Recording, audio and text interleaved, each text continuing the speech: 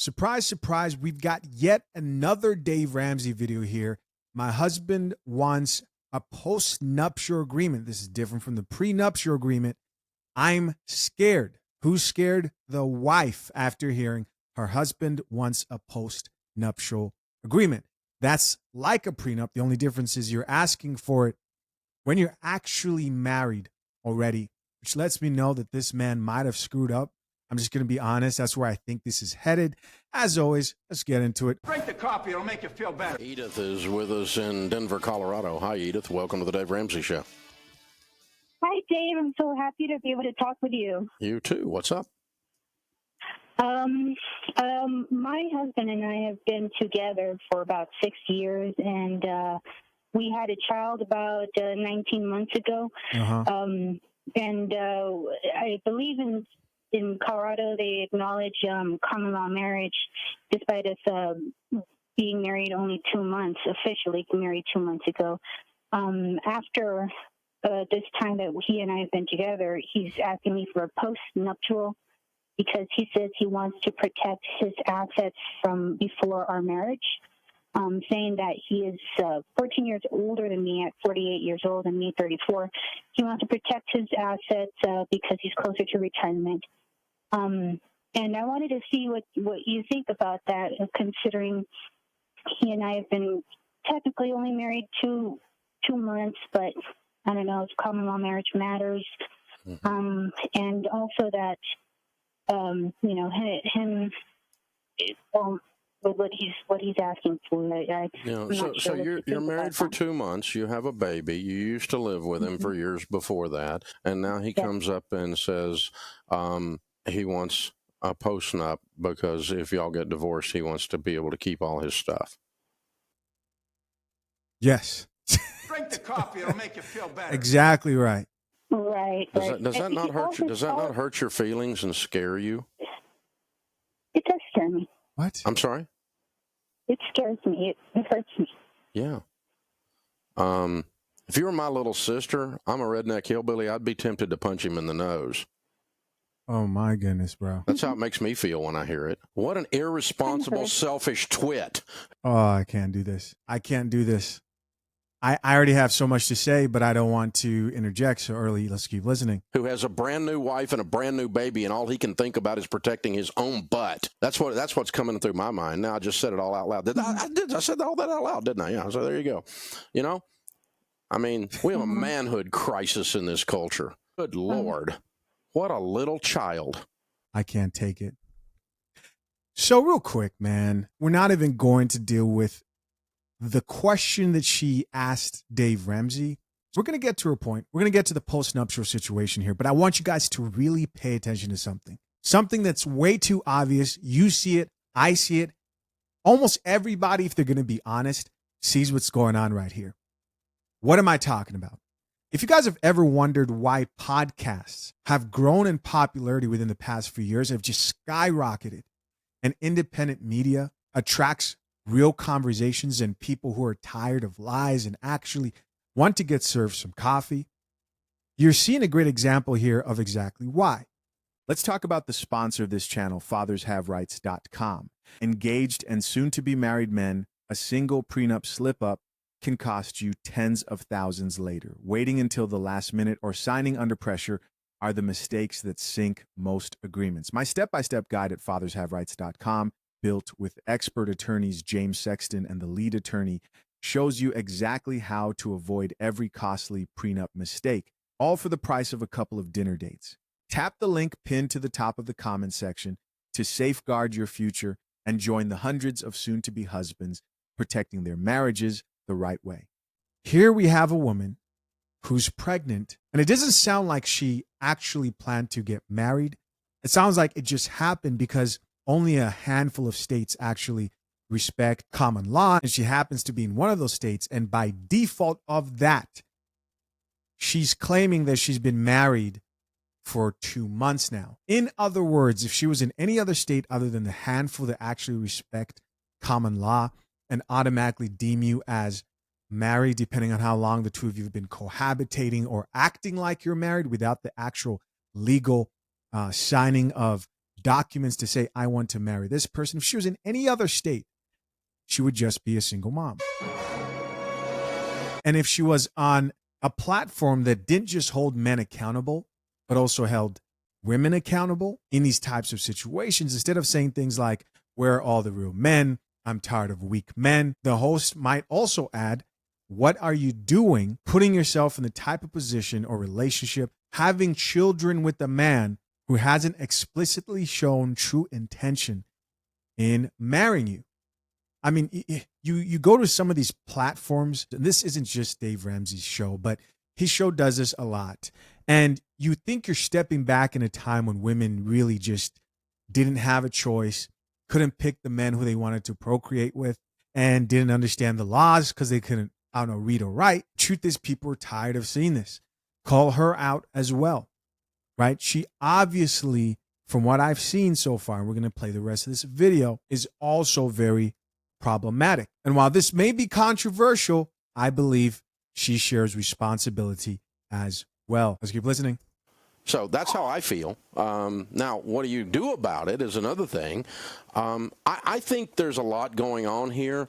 And if I were in your shoes, for the good of your child and the good of your future marriage, I think you've got to dig out all the toxicity and poison and get it cleaned out for you to have a good, clean relationship going forward. And that's called marriage counseling. So the answer is no, I would not give him a postnup. But the fact that he asks for it indicates there are issues that need to be dealt with. Would you agree with that? Yes, we have issues, mostly stemming from, well, he and I have been having fights over the same thing for years, because for the past 2 years he has been working and living in Oklahoma while I stay and work and take care of our daughter in Colorado. Why? He comes to see us because he's there because he wants to make the money. He makes really good money.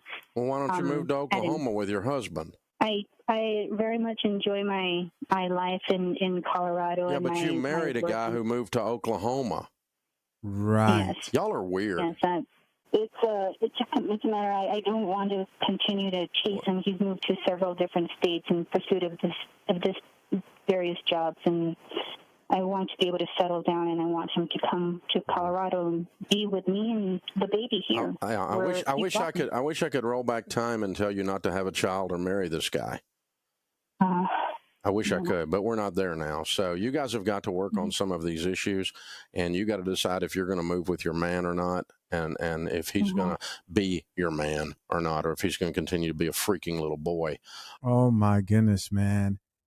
You guys see what I mean? He's the little boy and she's the damsel in distress. It sounds like they do have a very serious problem.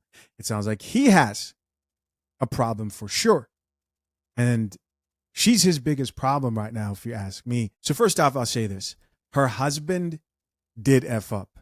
He did. He made a bad decision to not do his research in cohabitating with the woman and not understanding that he was in a state that respected common law. Maybe he did actually know. Regardless, he looks like he actually might be screwed. And everywhere around the nation are men who are dealing with women and they don't understand the laws of their state. You have to make sure you're careful about the way you're moving out here, gentlemen, not just with understanding state laws, or if you're a man who values marriage, making sure you protect yourself legally, but also being careful with who you get pregnant. I mean, think about this. If he actually was intentional about marrying this woman and actually put a ring on her, she would be in the wrong. If he actually communicated to her and said, hey, this is what I value within my marriage. I respect the type of dynamic where a man and a woman can cooperate. And you know what? I have more traditional values, which is most likely. I will lead this family and I want to make sure that you want that too. Otherwise, this thing's not going to work out. If he had that conversation, then it doesn't matter if your man moves to 5 states because he wants to provide for his family and believes that's best. You're going to have to follow that man around those 5 states. That's just what it is. Now, of course, a man who cares about your well-being will not put you through hell right? I'm not talking about just being a complete slave, but I mean two people that understand, hey, I get what you're doing. I'm benefiting from the money that you're making. I wanted to get into this marriage. It didn't happen just out of nowhere by happenstance due to a kid and common law. In that type of a situation, she would be in the wrong to say, well, I don't want to move to that other state. You should come to me. And I'm not going anywhere. I'd almost go as far as to say she's problematic from what I see here in this small clip, right? If you actually want things to work out with that man, it'd probably be best for you to get on his schedule and actually be less problematic. Now, what's more likely? What's more likely is probably a sadder situation.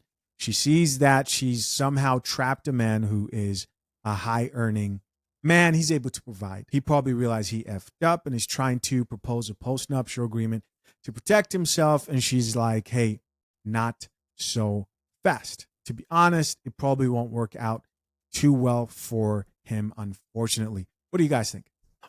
This is y'all got all kinds of stuff going on here, and you really do not have any probability of staying together, like zero. You're going to be divorced if you don't deal with this stuff. You've given me two really major red flags. I'm not a family therapist. I've just worked with people who divorce all the time for 30 years, and I can just see this coming, just like an old man that has seen stuff coming. So that's me, old ugly Uncle Dave. Your car is running right towards the wall, and everybody has their foot all the way down on the accelerator. It's going to completely implode when it hits the wall if you guys don't deal with this stuff.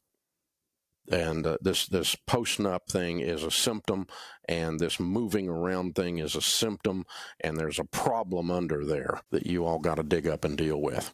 That's my advice to you, little sister. And if you was my little sister for real, that's exactly what I would tell you. You need to be in the pastor's office. You need to be in the counselor's office and be sitting and getting some good pre-marriage counseling. It's the only way you got a chance. If you do not address these issues, you will not be married much longer. All right. What do you guys think? Let's check out a few of these comments, see what the people have to say. Let's see here. Top comment here says, I want to hear from the husband. That's probably, that would change everything, I bet. You know, you see all these videos and women are more inclined to call into talk shows, you know, because they love to talk, right? They love to talk. They have feelings, and those feelings are supposed to be acknowledged. Somebody else here says, when Dave said, y'all are weird, I started crying laughing. I think he's starting to see that there are two sides to every story. Exactly. He came in really hot right there, you know, with throwing the man under the bus. But I think as time went on, he thought to himself, okay, this woman might be crazy. Let me get her off my show. Another comment here reads, there's some holes to the story.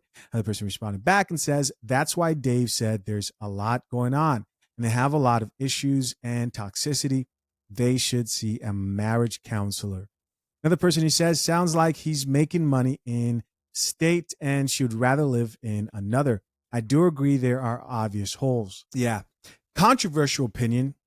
I just think some people just aren't meant for marriage. I'm going to be honest with you. I think there are more people that want marriage who are just not meant for it. And I don't think marriage is the goal of, like, the epitome of existence as a human being, whether you are a man or a woman. The reason why I usually address this topic a lot from a dating perspective is because I'm somebody who is married and does value marriage. But the older I get, the more I see, the more I understand about just what it takes to work through situations in a marriage. I see why marriages in our modern day have the lifespan of a housefly. Next comment here says, I was completely on her side until she said she enjoys her life in Colorado. You married him, but you don't want to give up your friends to live with him. I'd be asking for the prenuptial as well. Exactly. And am I the only one who got the sense that the marriage was a result of the common law and it's not something he really wanted to enter? Comment down below, guys. I'm curious. Maybe I missed something there. Somebody else here added, at first, I felt sorry for her. Then she mentioned she doesn't want to move to Oklahoma because she likes her life in Colorado. Now I can see why he asked for a postnup. He's worried that she's going to divorce him because she won't move. Yeah.